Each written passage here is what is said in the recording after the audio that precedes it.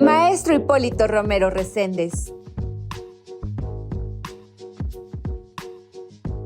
Hipólito es consultor en políticas públicas y asesor en cumplimiento laboral. Además, es catedrático y especialista en litigio estratégico en materias laboral, administrativa y disciplinaria. Bienvenido, Maestro Hipólito.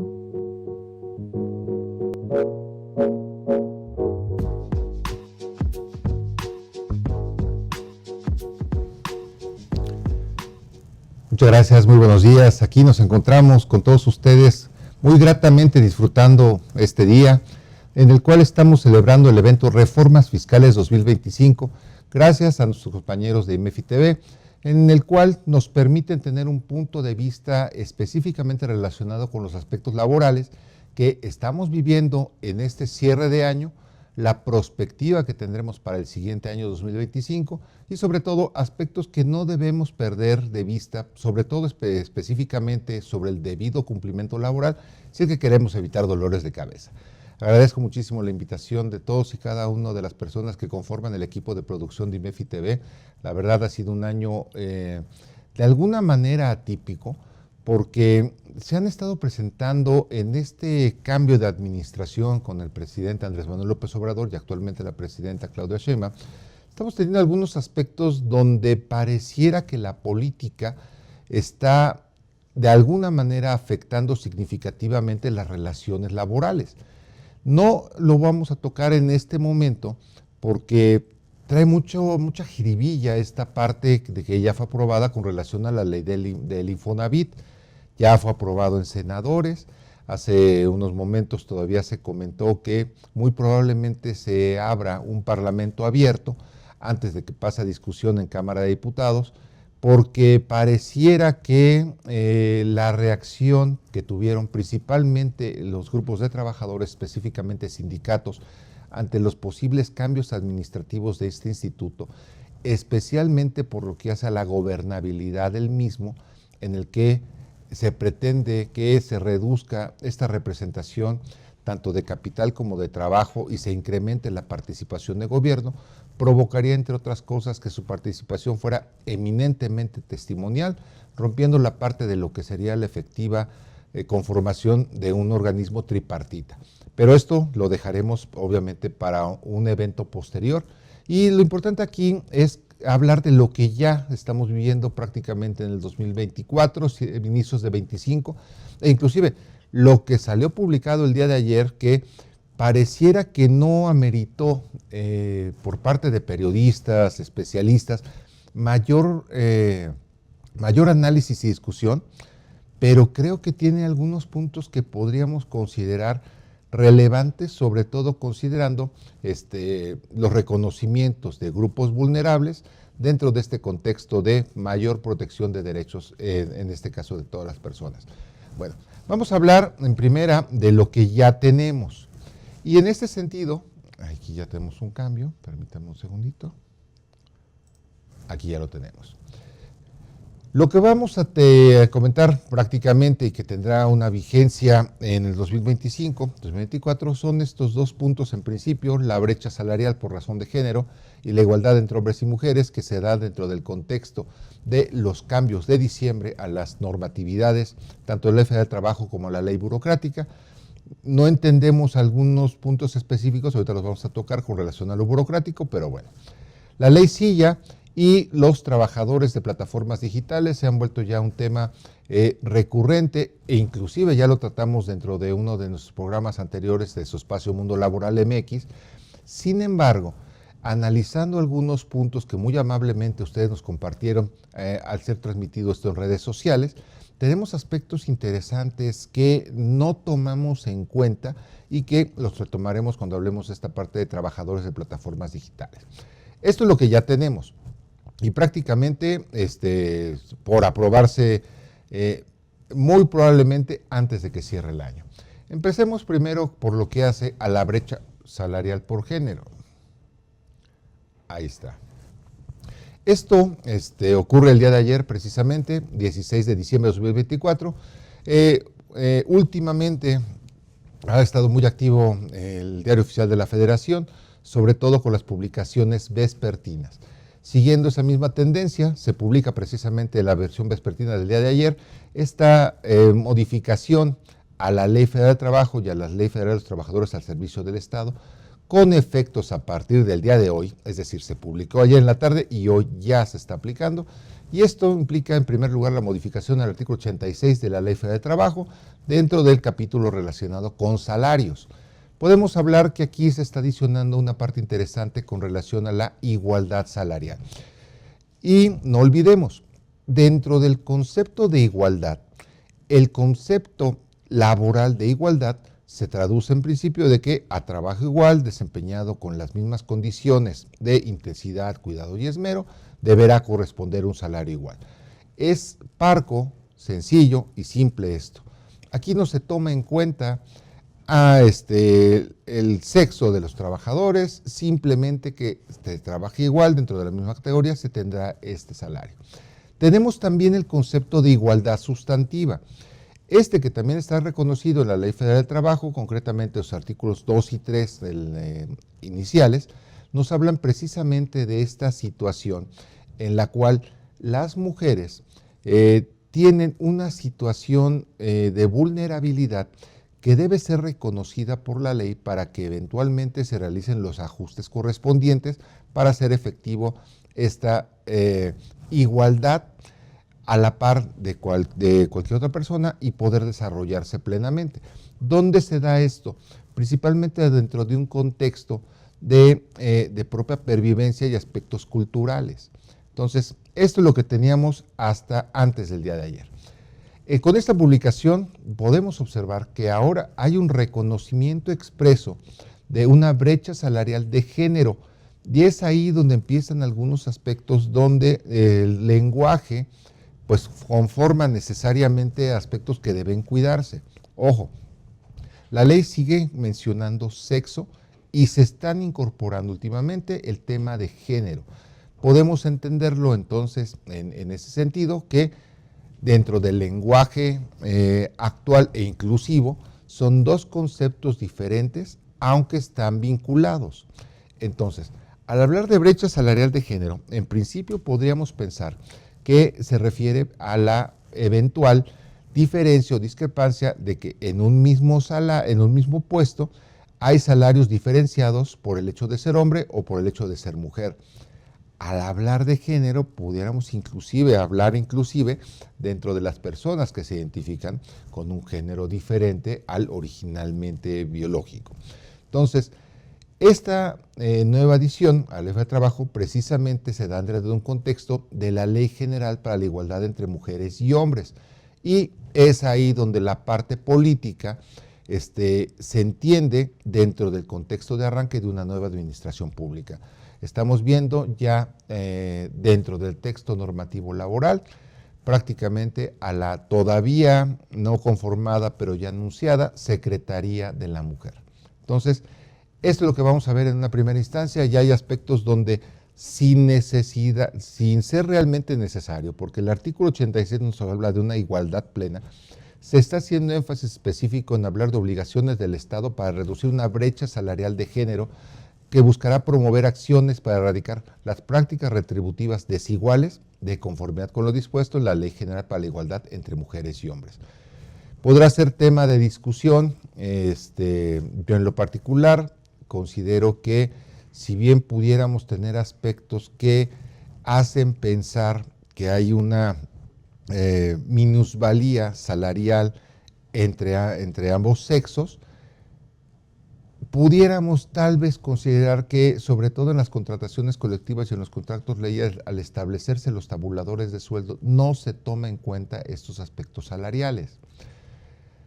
Esto podría variar sobre todo en las micro, pequeñas y medianas empresas, pero créanme, los estudios no son concluyentes en este sentido, por lo menos los que yo tengo entendidos hasta este momento, hablando objetivamente. Entonces, dejemos el beneficio de la duda. Creo que de alguna manera era innecesario hablar de esta parte al estar vinculando una ley general con una ley federal, pero dentro del contexto político lo puedo entender y de cualquier manera, cualquier acción que beneficie tanto a hombres como mujeres dentro de las relaciones de trabajo, desde mi punto de vista, será siempre bien recibido.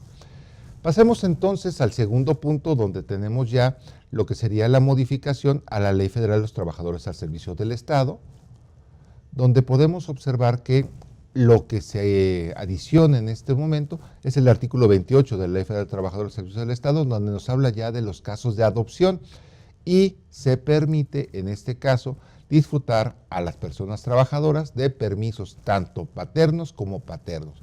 Y no olvidarlos, tenemos que considerar que la licencia de maternidad es diferente a la licencia de paternidad, por lo que hacen tiempos, pero las finalidades son específicas.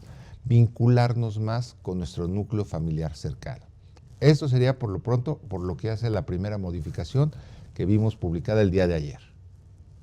Tenemos un comentario de Olegario. Dice, en la práctica no se dan casos en los que por ser mujer se le pague menos. Hay aspectos específicos que desafortunadamente nos pueden llevar a pensar que sí se da un contexto de pagos menores a mujeres.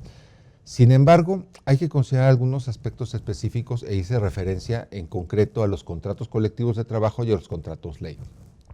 En ambos instrumentos se establecen tabuladores salariales y estos tabuladores corresponden a los que deben de cubrirse por categorías específicas.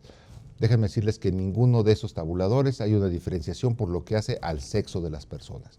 Entonces, desde el punto de vista formal, podemos entender que no hay distinción entre una base y la otra. Ahora, dentro de un contexto de principalmente empresas micro, pequeñas y algunas medianas que no llegan a tener contratos colectivos de trabajo, los estudios no son concluyentes en cuanto que por el hecho de ser mujer se perciba menos.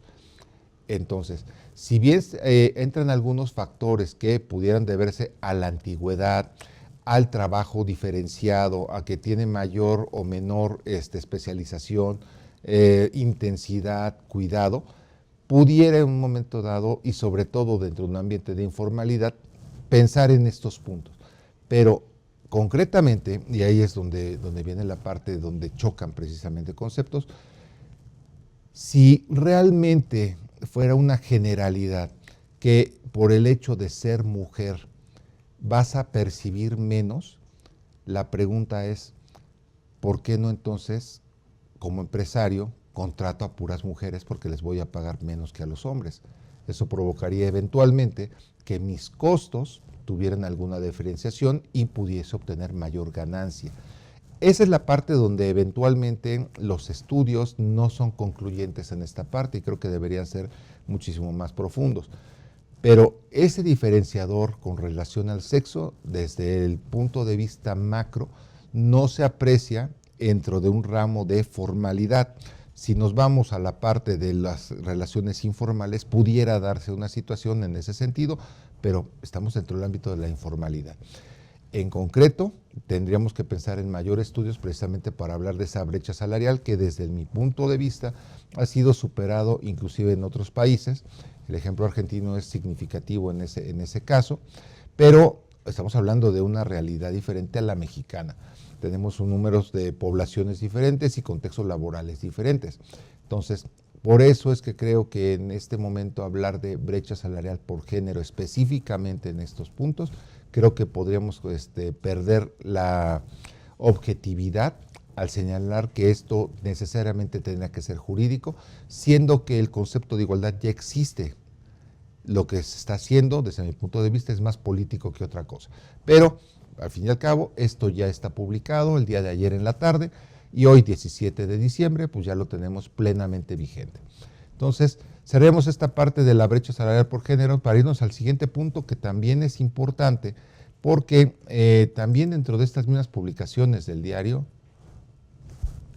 ahí está, del Diario Oficial de la Federación del 16 de diciembre, tenemos precisamente adiciones y modificaciones a lo que son la Ley General para la Igualdad de Mujeres y Hombres, que como acabamos de ver se vincula ya estrechamente con lo que es la Ley Federal del Trabajo, y también hubo modificaciones a la Ley General de Acceso a las mujeres a una vida libre de violencia, y el Código Nacional de Procedimientos Civiles y Familiares, que también ya está sufriendo cambios significativos. Dentro de este punto se destaca, entre otros, el artículo 5, donde precisamente nos habla de la brecha salarial de género y nos habla de manera, pretendiendo ser objetiva, de la diferencia de retribución salarial entre hombres y mujeres por razones de género respecto a la realización de un trabajo remunerado de igual valor. Podemos entender entonces que hay una distinción específica con relación a lo que son los conceptos laborales clásicos. Pero esta sería la primera parte. Nos dice Javier Martínez, en el mundo laboral, además de tener igualdad salarial para los puestos específicos de trabajo, en los que puedo tener a personas en el mismo puesto con escolaridad diferente, sin que el género sea un diferenciador, ¿tenemos también obligaciones con el trabajo de personas con capacidades diferentes? Bueno, sí, claro, y aquí es importante considerar el punto que sería que en términos de la Convención Internacional para las Personas con Discapacidad, las capacidades diferentes, pues todos las tenemos. Y aquí el término correcto que debería manejar sería el de personas con discapacidad. Y en este caso, sí, efectivamente, las normatividades laborales, inclusive se han estado manejando algunas iniciativas, obligan a que las empresas permitan esta contratación incentivada, inclusive con algunos beneficios que desde mi punto de vista no son suficientes, como diferenciadores para poder tener financiamiento por lo que hace aspectos de seguridad social. Y esto en principio nos está hablando de que las empresas con más de 50 trabajadores deberían tener un 5% de trabajadores con discapacidad. Aquí no olvidemos que generalmente tenemos la idea de que son personas que eventualmente tienen que superar alguna barrera física, también mental. Y es ahí donde tenemos que considerar que la discapacidad, para bien o para mal, generalmente lo ubicamos como aquella condición congénita. Pero los aspectos de nuestro propio ritmo de vida, nuestra cultura, vamos, hasta nuestra propia genética. Los mexicanos somos más propensos a sufrir de diabetes que otros pueblos. Y desafortunadamente, una de las secuelas de una diabetes descontrolada, mal cuidada, pues nos puede provocar inclusive a perder la vista, perder una extremidad, y entonces podemos hablar de que pueden existir discapacidades adquiridas. En ese sentido, pues obviamente hablando dentro de lo que es trabajo digno, decente, pues también las personas con discapacidad necesitan obviamente satisfacer sus necesidades básicas a través del trabajo. Entonces, desde ese sentido, se establece ya desde hace tiempo nuestra normatividad de esta parte, y como bien lo señalaba en este caso la pregunta de Javier, donde tenemos que considerar que eventualmente el nivel de estudios pudiese ser un determinante con relación a un diferenciador sobre el mismo puesto, pues sí, podría ser de acuerdo a lo que considere la propia empresa con relación a la determinación de los perfiles idóneos para un puesto determinado.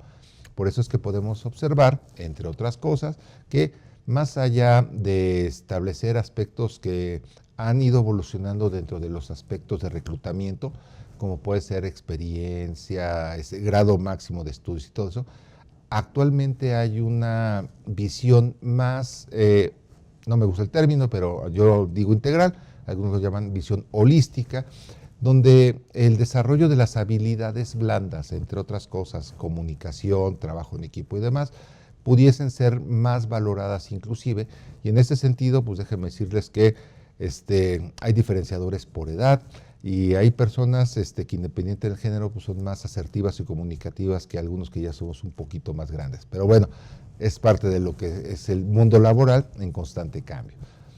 Si me permite continuar con la parte de la igualdad, nada más para cerrar esta parte, la brecha salarial pues ya me la define la Ley General para la Igualdad entre Mujeres y Hombres, y nos habla esta ley de igualdad salarial, precisamente para reducir estas asimetrías. Y nos refiere que la igualdad salarial es que la remuneración debe ser igual por un trabajo de igual valor, sin distinguir el sexo, el género, que es ahí donde volvemos a la parte de sexo y género, la identidad de género, y es ahí donde entra esta parte de que si me identifico con mi sexo biológico o no. Y es ahí donde, pues sí, las leyes están reconociendo precisamente a grupos vulnerables eventualmente. origen étnico, orientación sexual, edad, discapacidades, condición social, económica, de salud o jurídica, entre otras. Y entonces, pues nos tenemos que centrar que si tenemos una brecha salarial y una igualdad salarial, pues la Ley General para la Igualdad nos habla obviamente del concepto de discriminación. Y es aquí donde se pone peligrosas las cosas, no solamente dentro del ámbito laboral, sino en términos generales. Y nos habla de la discriminación, en pocas palabras, como toda distinción, exclusión o restricción o preferencia por acción o omisión, y aquí viene lo interesante, con intención o sin ella, que tenga por objeto o resultado obstaculizar, restringir, impedir, menoscabar o anular el reconocimiento, goce o ejercicio de los derechos humanos, las libertades y la igualdad sustantiva de oportunidades en las esferas social, cultural, educativa, política, institucional, laboral o cualquier otra. Recuerden, hace unos momentos hablaba de la igualdad sustantiva ya reconocida en la Ley Federal del Trabajo, por lo que hacen los artículos 2 y 3 de la misma, que los retoma de una manera más amplia esta Ley General para la Igualdad, incluyendo cualquier acción o omisión que directa o indirectamente provoque o perpetúe la brecha de género en cualquier ámbito. En este sentido, cuando la distinción, exclusión, restricción o preferencia en esos términos se base en uno o más de los siguientes motivos, volvemos a esta parte: origen étnico o nacional, color de piel, la cultura, el sexo, el género, la edad, las discapacidades, la condición social, económica, de salud o jurídica, el embarazo, la lengua o el idioma, las creencias religiosas o espirituales, la apariencia y o condición física, las características genéticas, la situación migratoria, las opiniones, la identidad de género, orientación sexual, identidad o filiación política, estado civil, situación familiar, responsabilidades familiares y, bien interesante, profesión o actividad laboral, los antecedentes penales o cualquier otro motivo análogo.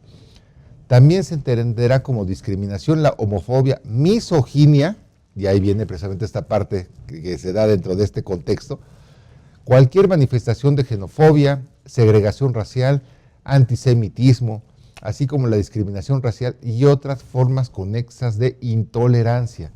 Entonces, podemos ver claramente en estos casos que nos estamos enfrentando a un catálogo sumamente amplio de prohibiciones que pudiese variar más adelante con relación a el reconocimiento de todo aquello que nos hace diferentes. Quiero entender, obviamente, la parte de los legisladores donde trabajaron precisamente sobre estos aspectos. Creo que pudo haberse hecho más robusto esto con relación a lo que ya tenemos, aunque el hecho de considerarlo ya dentro de esta parte de esta discriminación con relación a la profesión o actividad laboral, pues nos abre muchos caminos que pudieran tener un tratamiento o un derrotero diferente. Bueno, aquí consideremos, esto ya es prácticamente aplicable el día de hoy, 17 de diciembre de 2024, y por eso es que es un tema que estamos hablando ya para la contextualización del 2025. Mucho cuidado, de por sí está mal, pero aquí obviamente ya hay aspectos que son obviamente más ampliamente tratados. Bueno, pasemos a los otros temas que ya han estado también en el tintero, la famosa ley Silla. Bueno, pues todo el mundo la conocemos, pues básicamente no es nada más que la gente, que nuestros trabajadores se sienten, no. La ley Silla tiene un propósito principalmente preventivo, y este es precisamente que nuestros trabajadores eventualmente eviten enfermedades que se deriven precisamente de estar constantemente de pie. Quiero pensar en demostradoras, acabamos de pasar por el Buen Fin, vienen para todos aquellos que puedan y quieren las compras en centros comerciales y demás, y vamos a tener demostradores, demostradoras y demás, cajeros, gente que está prácticamente todo el tiempo de pie. Bueno, pues esto yo creo que muy probablemente pudiera haber su luz normativamente hablando, prácticamente antes de que termine el año. La ley Silla ha sufrido de alguna manera algunos aspectos de combate, pero también de enriquecimiento de las propias propuestas.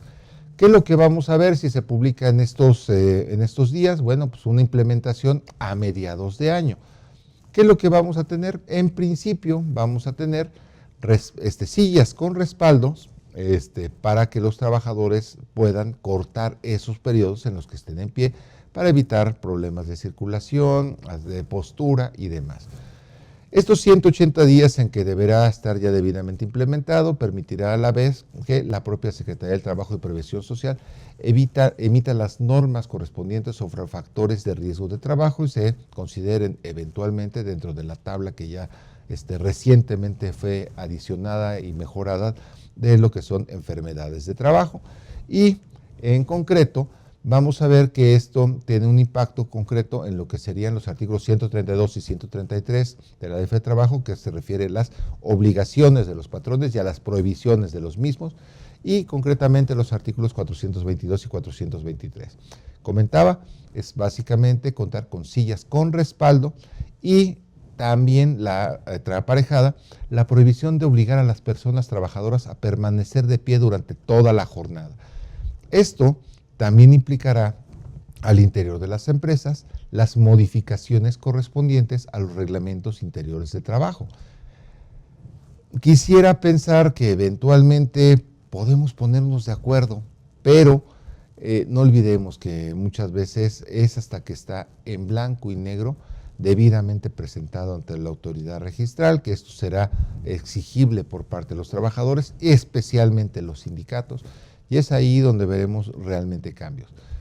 ¿Cuánto tiempo deberán estar sentados? La ley nos señala que eventualmente 15 minutos podrían ser muy buenos para evitar condiciones de salud, pero pues veremos estos aspectos técnicos específicos que creo que sí son importantes regular y pues de alguna manera estos cambios se estarán dando, como les comentaba, a mediados de año. Otro punto importante y que comentaba yo al principio de esta intervención, ha merecido algunos aspectos que deberían enriquecerse un poco más con relación a un debate, pero bueno, prácticamente ya está aprobada por la Cámara de Diputados, que en este caso es la Cámara Revisora. Esto fue recientemente, el 10 de diciembre, hace menos de 10 días, y está pendiente su publicación en el Diario Oficial de la Federación, ya directamente por parte de la titular del Ejecutivo Federal.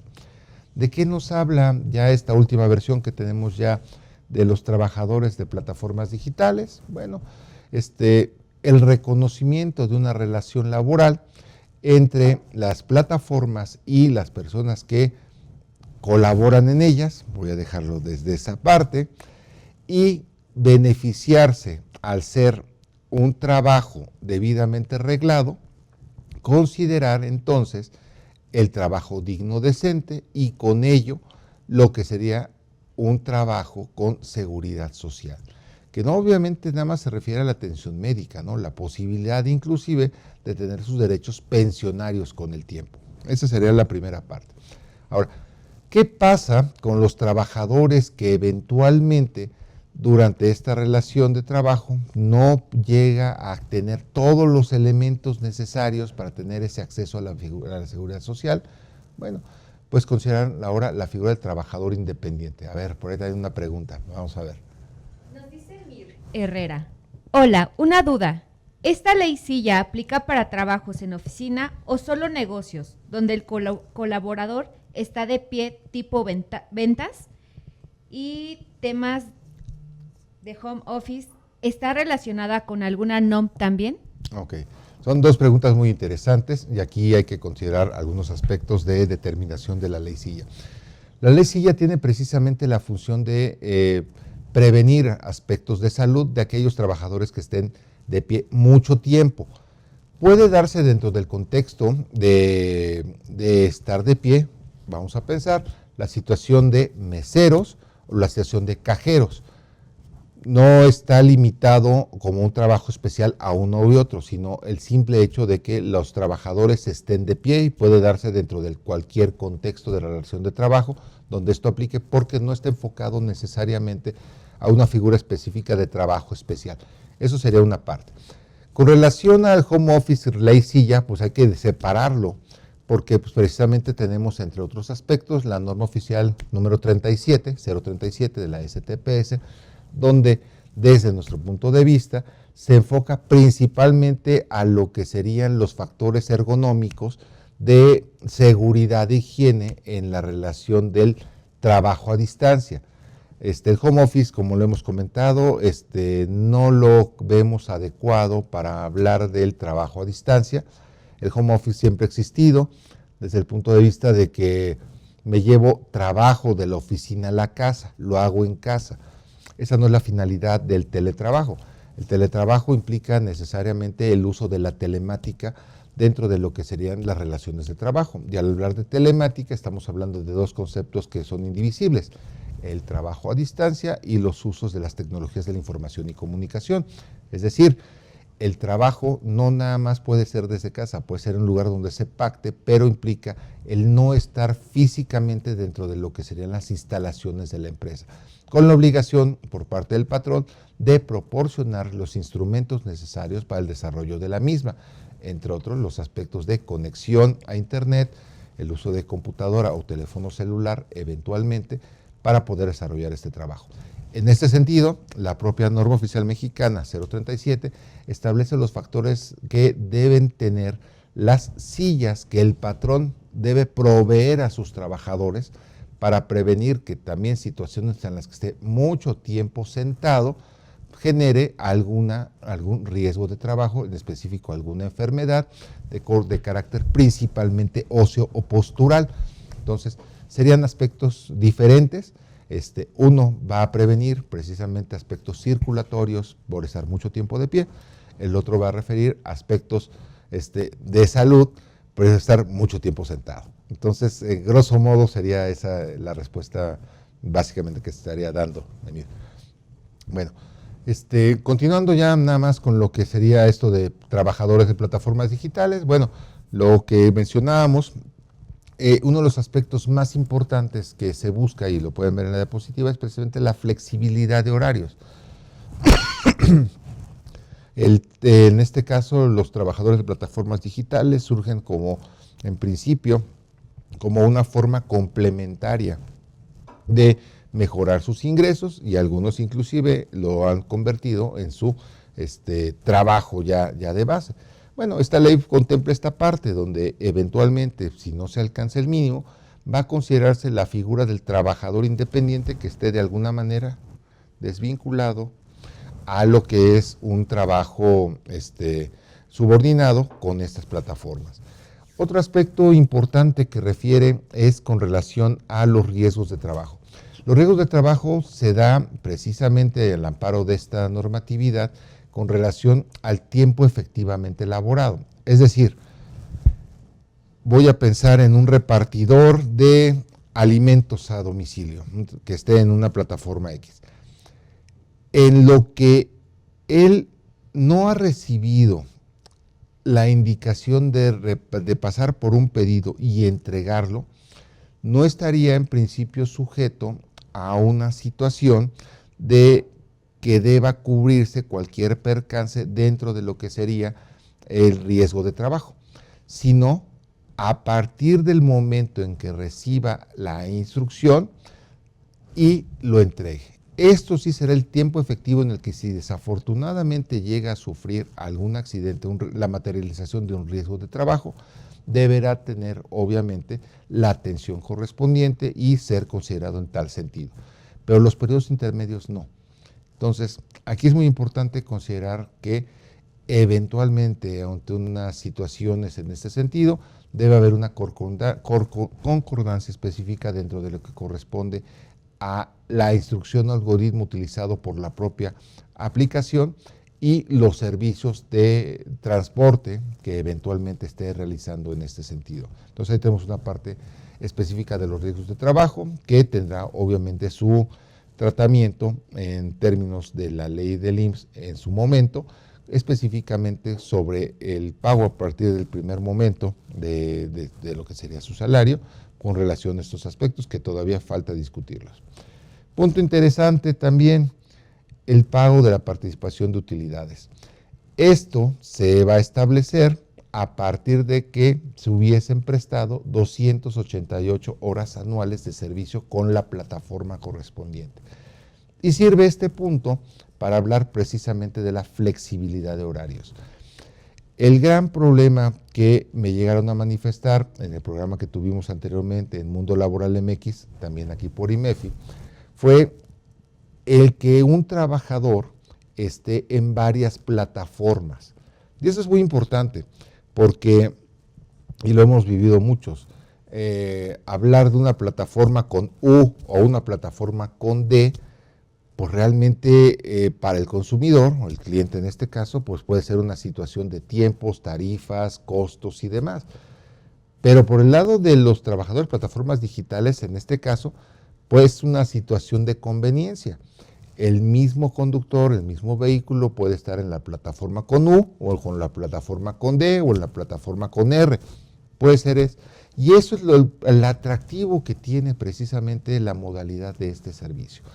En un día un trabajador pudo haber trabajado para 3, 4, 5 plataformas diferentes. Y en este sentido es donde debería considerarse precisamente esta flexibilidad. ¿Qué es lo que pasa? Pues en principio tú podrías tener varios patrones, ¿no? Y eso desde los aspectos de impuestos podría ser algo con lo que no estén contemplando en este momento los propios trabajadores o que tal vez ya lo visualizaron y esto reste el atractivo que actualmente tienen el trabajar para una plataforma digital. Entonces ahí tenemos algunos aspectos que hay que considerar, pero bueno, esto prácticamente ya está listo para publicarse. Otro punto interesante es la transparencia dentro de lo que serían los algoritmos correspondientes para la asignación de pedidos. Lo ideal es que eventualmente el trabajador que esté en las mejores condiciones de prestaciones del servicio en cuanto a distancias, tiempos, tráfico, condiciones climáticas, sea el que preste el servicio. Pero al ser un tema que inclusive se legisla, nos hace pensar que por algo se estableció esta parte del uso de los algoritmos correspondientes, porque muy probablemente pudiera ser que se esté beneficiando indebidamente o en un ámbito de falta de equidad a todos los trabajadores por igual. Entonces, esta parte es relevante porque esta parte de los algoritmos correspondientes para esos servicios está contemplado con un tratamiento de transparencia y en este sentido debería ser transparencia para todos. Pero bueno, punto interesante también, pago semanal. Si bien para mí es redundante porque el trabajo que se está prestando en este sentido es predominantemente material y con esto abre la posibilidad de que el pago pues, sea efectivamente semanal cada 7 días, pues aquí se reitera en ese sentido, ¿no? Y aquí nada más hay que señalar que existirá obviamente la obligatoriedad de expedir los recibos de pago correspondientes por los servicios prestados. Otro punto interesante es que el contrato que eventualmente deberá ser aprobado por el Centro Federal de Conciliación y Registro Laboral posibilita inclusive que los trabajadores de estas plataformas no tengan que firmar un contrato físico. Podrán hacerlo, obviamente, con la parte de su firma electrónica. También se establecerán sanciones a las empresas por incumplimiento y ante la desconexión unilateral por parte de la empresa de los trabajadores, se deberá establecer un mecanismo que no debe ser atendido por la parte de la tecnología de la información, sino que debe ser atendido por personas para solucionar cualquier problema de desconexión que impida, en este caso al trabajador, seguir prestando sus servicios y con esto poder asimilarse a lo que sería un despido injustificado. Como podemos ver, hay puntos que pueden ser buenos, puntos que pueden ser malos. Aquí dependerá obviamente en el lado en que nos encontremos, si eventualmente estamos dentro del lado patronal o el lado de los trabajadores y hasta dentro del lado de los trabajadores. Hay aspectos específicos, como les comentaba, las multiplataformas que pueden desincentivar el trabajar esto en los términos en que la ley lo permitirá en su momento. Y también hay que considerar que de cualquier manera la experiencia que se ha tenido con relación a la uberización del trabajo, que así se conoce en otras partes, ha señalado expresamente que muchas empresas que se dedican a esto, pues ya no trabajen igual en aquellos lugares donde han tenido regulaciones de este tipo, sobre todo en Sudamérica, porque han llegado a ser más una traba que algo que permita que fluya debidamente las relaciones de trabajo. Esto sería por una primera parte. Con relación a lo que sería los costos, estar conscientes, la seguridad social no será un punto que, si bien lo va a pagar la plataforma, el costo final será pagado eventualmente por todas aquellas personas que requieran los servicios de las plataformas. Eso nos queda claro. Entonces, esto podría, por su encarecimiento, desincentivar el uso de plataformas, con lo que se estaría afectando económicamente las relaciones contractuales. Entonces, veamos esta parte. Hay pros y contras como todo. Esperemos que, si es necesario mayor discusión de esto en su momento, pues se pueda lograr de alguna manera, para conocer todas esas voces que estuvieran interesados en este punto. Bueno, eso es con relación a trabajadores de plataformas digitales.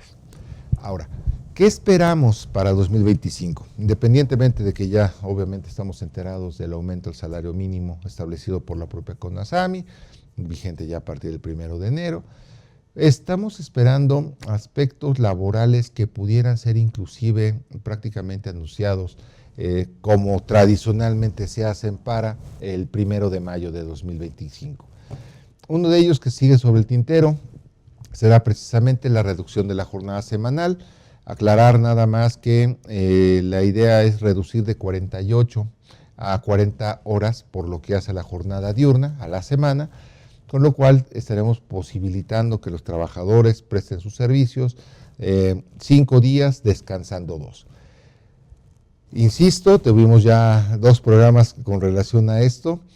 Al día de hoy, esto se puede hacer sin modificación laboral alguna, siempre y cuando patrón y trabajadores, ya sea organizada o no sea formalizada esa organización de trabajadores, se realice porque la ley lo permite. Sin embargo, el consenso ha sido precisamente un golpe que alega el sector patronal con relación a que se va a trabajar menos, y esto obligará a que se tenga que contratar a más gente que no se tiene contemplado. Esperemos que de alguna manera pueda avanzar esto, y muy probablemente, si no es que en estos días sale, pudiera ser tal vez avanzado para el 1 de mayo del próximo año, o también la parte del aguinaldo doble. Creo que hay otra pregunta por ahí. Tenemos un comentario de Rafael Mendoza y nos dice: ¿no resulta igual el trato de estos trabajadores con trabajadores de otros giros? Ya que en el caso del primero, el riesgo de trabajo cubre de la casa al trabajo y del trabajo a la casa, y es en trayecto y no se está trabajando, pero se cubre el riesgo. En el caso de estos trabajadores de entrega, ¿cómo se puede comprobar que no está en ruta a entrega? En realidad es muy difícil tener evidencia de operación y puede estar en total riesgo. Sí, coincidimos con esta parte de cómo se puede hacer. Los legisladores lo que determinaron fue precisamente a través del uso de los algoritmos de comunicación que se da dentro de la comunicación del cliente a la plataforma, de la plataforma a el potencial de trabajador, en este caso repartidores que pudieran estar en condiciones de atender ese llamado, como les comentaba, por relación al tiempo, por relación al viaje, por relación a las condiciones climáticas, diferentes aspectos. Y es a partir de ese momento en que se acepta por parte de esta persona en hacer ese servicio, en el que estaríamos hablando del tiempo efectivo. Como lo hemos visto, muchas veces nos hemos encontrado con esquinas, puntos específicos donde vemos a muchos repartidores descansando. Quisiera pensar que son lugares seguros. Eventualmente ellos ya están en la calle, tal vez descansando unos momentos, socializando y demás, y ya cuando ellos decidan, voy a descansar 10 minutos y ahorita me vuelvo a conectar a la plataforma. O sea, pensar que si hubiese no lo quisiera, pero hay que contemplar la posibilidad, un vehículo pierde el control y atropella a todos ellos que estaban haciendo base, en principio no los cubriría, porque el algoritmo no ha sido desarrollado en ese momento de la comunicación cliente-empresa, empresa-repartidor, repartidor yendo a la primera parte del servicio, recoger el bien, en este caso vamos a empezar comida, al establecimiento, al restaurante, y del restaurante a casa del cliente, cerrando el círculo correspondiente. Son aspectos que de alguna manera el legislador, de acuerdo a lo que ya se analizó, no tiene resueltos, pero de alguna manera, insistimos, creo que todavía podría robustecerse más con relación a darle tal vez la idea de pues un parlamento abierto que sí funcione, ¿no? Entonces, tal vez sería un punto a considerar dentro de estas posibilidades. Aquí la determinación de la disponibilidad se va a determinar con base en los algoritmos que las propias tecnologías de la información y comunicación arrojen con relación al uso de la plataforma.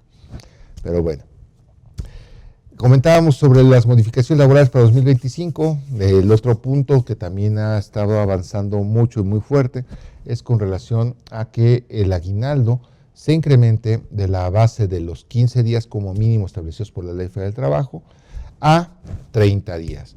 En el ámbito burocrático, son diferentes los alcances que tiene el aguinaldo. En este caso, y también las fechas de pago son diferentes dentro de uno y otro. Y aquí tendríamos que considerar nada más que también podría ser un buen anuncio que se podría dar dentro de lo que sería mayo del próximo año.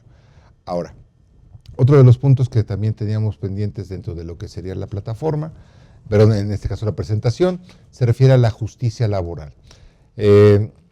La modificación que se da a la conformación del Poder Judicial Federal, que se ha discutido, tuvimos paro de trabajadores del Poder Judicial Federal, de alguna manera se replicó en algunos estados, la posibilidad de elegir a jueces laborales se materializará prácticamente en junio de este año. Se comenta inclusive que hay problemas significativos con relación a las listas presentadas por el Poder Judicial, Presidencia de la República, cumplieron en tiempo, quien no cumplió en tiempo fue el Poder Legislativo. Era entendible, tenía muchísimas personas atienden a esta convocatoria, se habló de más de 12,000 personas buscando ser juzgadoras, hubo problemas con relación a que ni siquiera se publique en el Diario Oficial de la Federación, cosa que hizo el Poder Judicial, pero podemos estar viendo dentro de poco cambios a lo que sería esta administración de justicia. Esperemos que eventualmente las curvas de aprendizaje no sean tan pronunciadas ni tan largas, pero el esquema de conciliación tal vez pueda sufrir algunas modificaciones, sobre todo dentro de la parte colectiva, y pues ya veremos en su momento. Y por eso es que les comentaba que dentro de esto que viene para 2025, hemos sacado del debate esta parte de lo que sería la ley del Infonavit. Cerremos ya esta participación que me han permitido hablar aquí con ustedes con relación a lo que creo que debemos considerar para el próximo año. Uno de los aspectos más importantes es que se va a dar prácticamente un cambio de administración con nuestro socio comercial Estados Unidos. Esto podría tener impacto significativo por lo que hace a los mecanismos de revisión contemplados en el Tratado México, Estados Unidos y Canadá, especialmente por las relaciones laborales. México ha tenido buenos resultados con relación a la aplicación de estos mecanismos para solventar algunos puntos específicos, sobre todo en materia colectiva. Pero no deja de ser un factor que a partir del 20 de enero del próximo año la administración del presidente Trump va a hacer cambios significativos a los últimos 4 años que hemos estado viviendo y que podrían hablar de unos aspectos delicados que dentro del marco del Tratado de México, Estados Unidos y Canadá se tienen que vigilar o mejorar. Insistimos sobre la base de lo que debe ser el debido cumplimiento laboral. No olviden, estamos obviamente para apoyarlos, sobre todo en la parte preventiva. Siempre hemos considerado que será más efectivo, más barato, con mejores resultados, una vacuna que una operación a corazón abierto. Creo que las empresas en estos momentos de un poco de incertidumbre deben darse el tiempo suficiente para hacer dentro de la planeación para sus objetivos de 2025, prevenirse y tratar de tener los mejores elementos para evitar conflictos laborales de seguridad social más adelante. Tenemos por ahí una determinación por parte del IMSS relacionada precisamente sobre premios de puntualidad y asistencia para todos los trabajadores, lo cual creemos que de alguna manera debe regularse debidamente a través de un reglamento interior de trabajo. Hay que ver si todavía están vigentes y si dan respuesta a lo que estamos viviendo actualmente. Y finalmente deberíamos nada más considerar que 2025 se debe presentar siempre como un espacio de oportunidades. México tendrá nuevos retos, las empresas tendrán que mantenerse para subsistir y obviamente en la medida en que invirtamos dentro de la propia capacitación, que inclusive su canal IMEFI tiene hasta pólizas de capacitación, deben de aprovecharse precisamente para tener mejores condiciones independientemente de los costos, por el propio capital humano que conforma y le da un aspecto especial a las empresas.